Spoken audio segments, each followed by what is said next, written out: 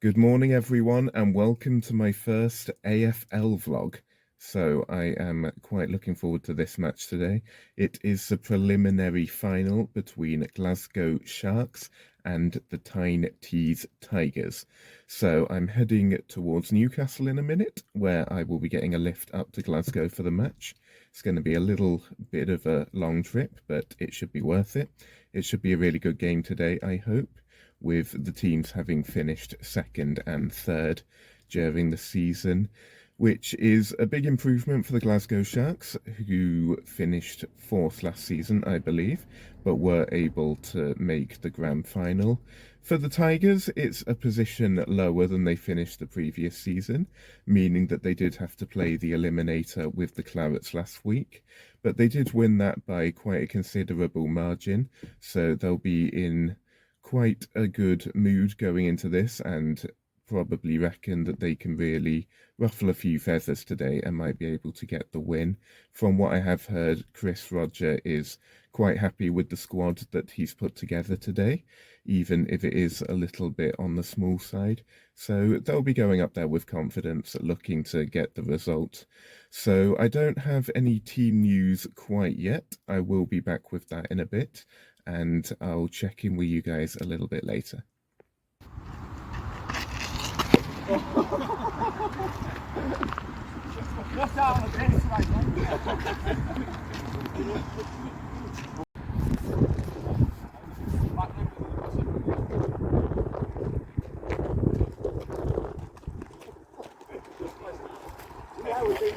Almost over the border into Scotland. We've stopped in Berwick on Tweed for the time being, just for a break and for some people to get some food.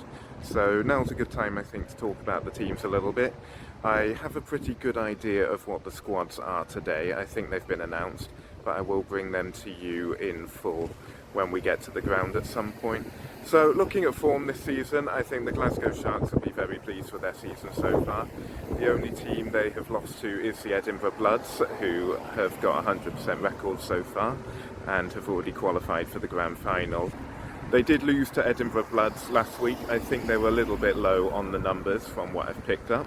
So it was quite a big win for the Edinburgh Bloods, and they'll hope if they get through today that they'll have more of a squad for the grand final.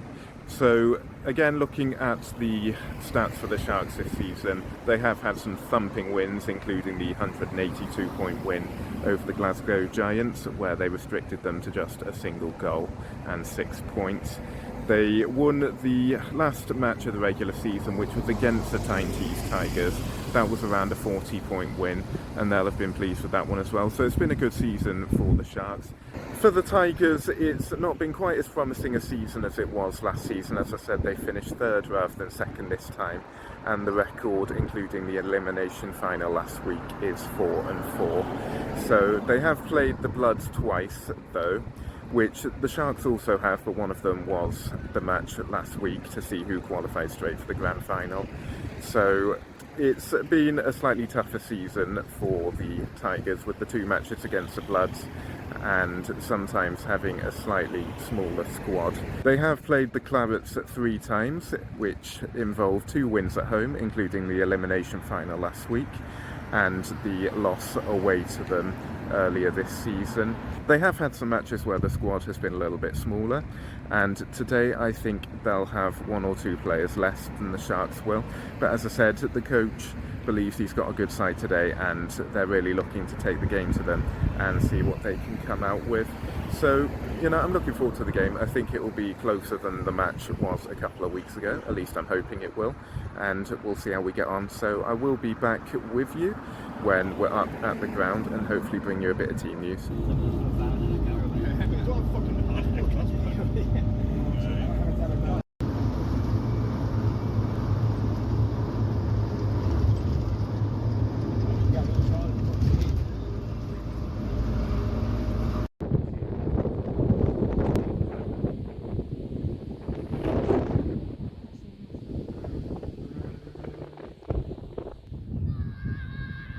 Okay, so after quite a long journey, I'm here at the ground, looking forward to the match. We should be getting going in about 45 minutes. I have seen the squads, so I'll look to go through those with you guys now. Starting with the Sharks squad of 15, they have Alexander Egan, Brian Morton, Daniel Hesp, Jacob Dwyer, who is captaining the side today, Jared Williams, Joshua Scally, Kyle Devine, Martin Carr, Patrick Canning, Patrick Kremin, Patrick Kenner, Philip Daly, Richard Swift, Scott Murray and Stephen Cooney. So that is the squad of 15 for the Sharks. I don't know what the starting 9 will be, however, so we'll see who they decide to start with. The Tyne-Tees Tigers squad of 13 is as follows. I expect the starting 9 to include Captain Anthony Roy Brannigan, Ben Horton, Matthew Gallagher, Ed Golding, Colum Doherty, Lockie Townsend, Harry Telfer, Ned Goodser and Brady Evans. As for the expected bench to be used in rotation, we have Michael O'Brien, Harry Tracy, Josh Tambakis and Luke Rowson.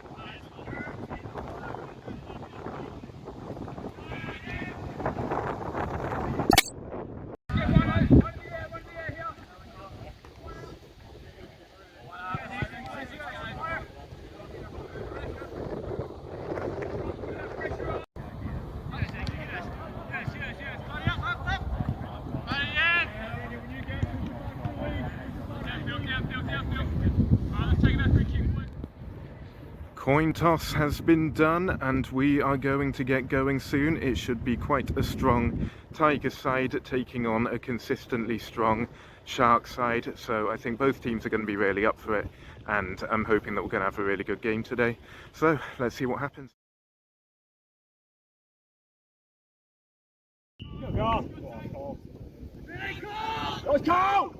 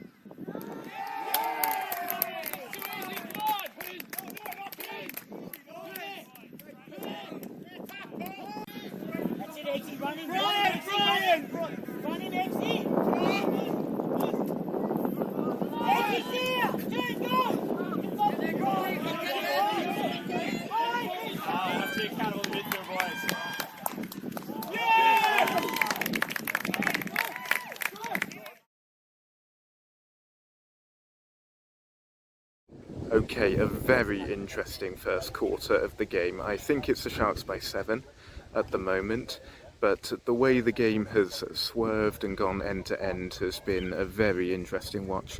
It was Glasgow who started the better. They scored the first 3 goals and at one point it was 19 points to 1. The Tigers then came back, scored 4 on the trot and took the lead, and it's been another goal or 2 from Glasgow since that's taken them level again and then further onwards. So looking at the game, I think there's obviously been some good play on both sides. It's Lockie for the Tigers who I think is causing a lot of the problems. Looking at the Glasgow team, they have a player in the middle, I believe it's Hesp, who is winning a lot and always looking strong, dangerous and quick, and they're quite strong in defence at times as well, certainly making it hard to get anything right in front of goal. So the score, I've just had it confirmed, is currently 33 points to 26. So both teams, I think, will be relatively happy with that. The Tigers have a history of starting quite slowly and going behind by a lot of goals. So the fact that they're down by only 7 points will lead them to believe they've certainly got a chance of getting ahead. And Glasgow, I think, will be pleased with some of their play. As I said, they've been strong in defence, making the Tigers work for a lot of their goals. The Tigers, I think, have been a little bit exposed at the back at times, which have led to some very easy and simple finishes for Glasgow. So we'll see if that changes at all. Now both teams are ready to go for the second quarter, so we'll see what that brings.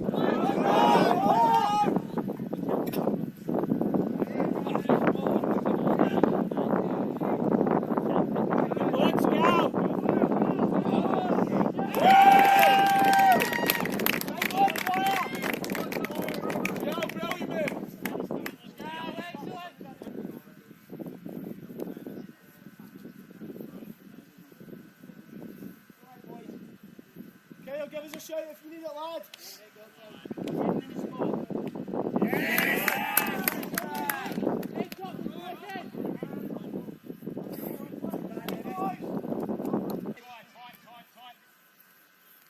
Thanks, Chris. Up you go.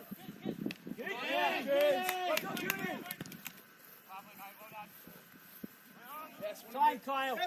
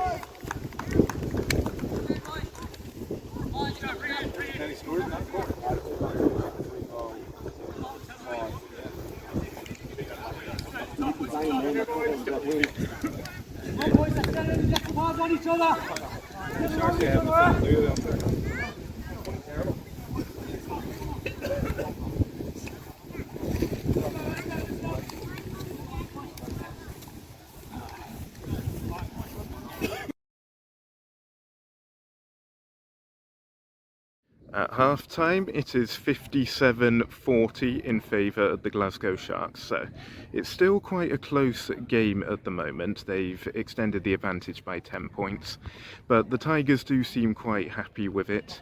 Whether they feel that the conditions are better in a certain area, they might be feeling they can have a real go during the third quarter.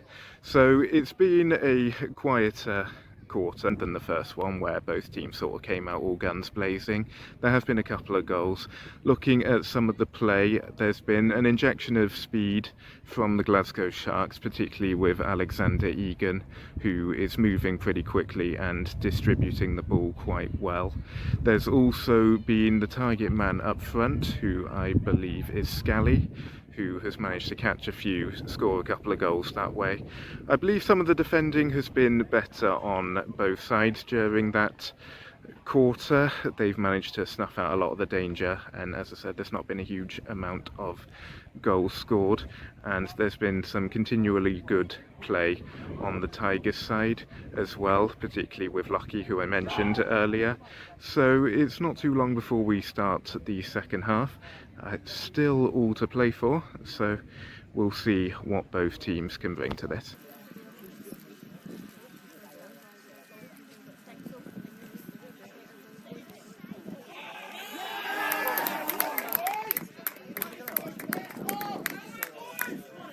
Heads up, Sharks, let's go!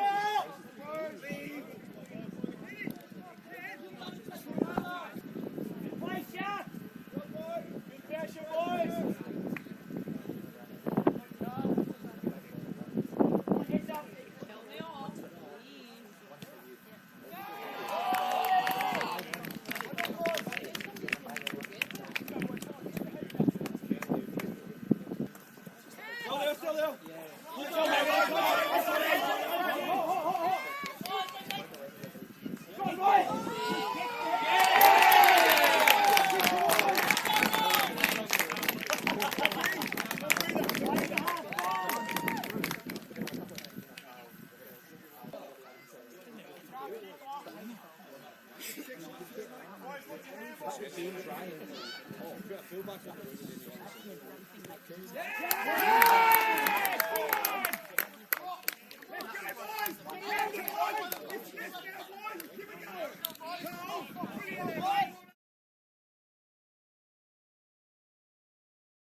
Right, 3/4 time, and it is the Sharks still ahead. I reckon they've increased the lead, but I don't have the score at the moment. I will try and get that.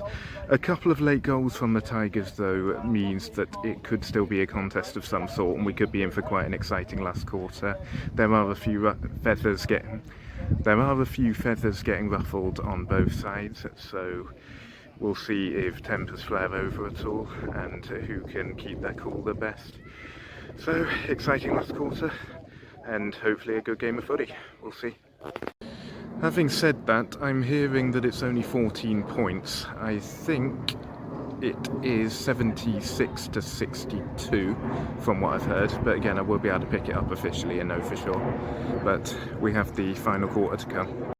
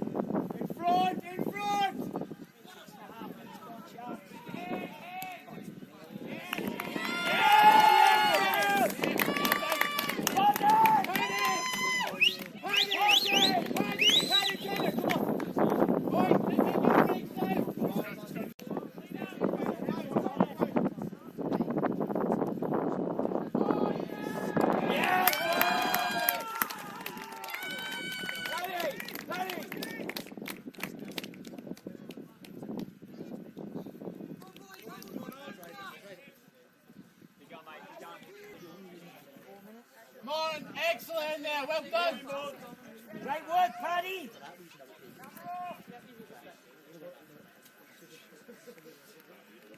That's a great tap. Yes!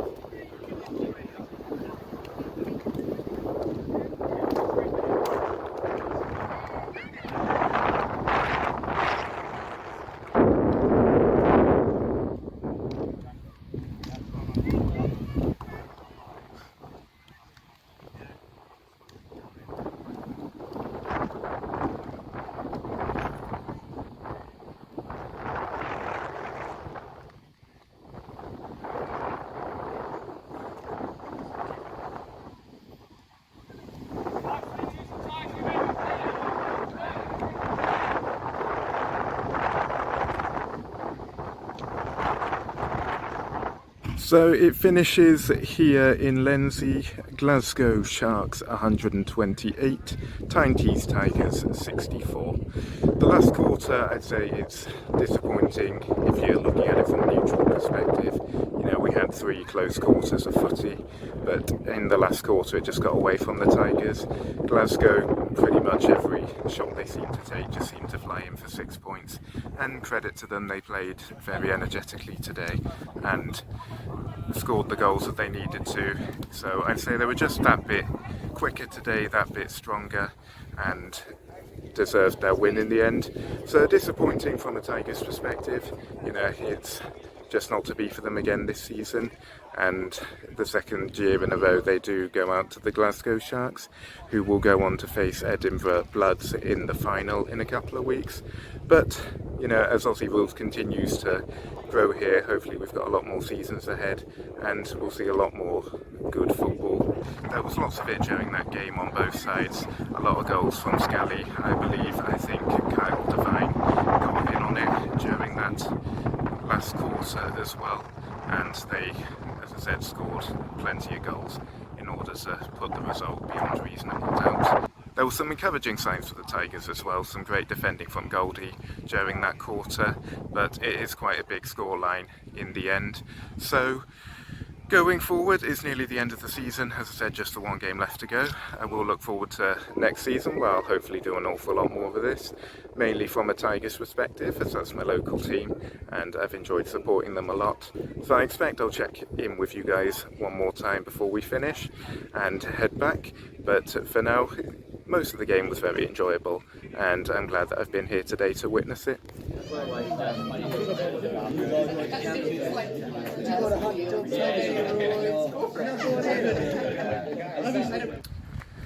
Right, that's it for today. About to head back to Tyneside. So it's been an enjoyable day, even if the result was disappointing from a Tigers fan perspective. But I will be back on Tuesday, I believe, where I will be returning to cricket for Durham versus Sussex. So I will see you all then, and thanks a lot for watching.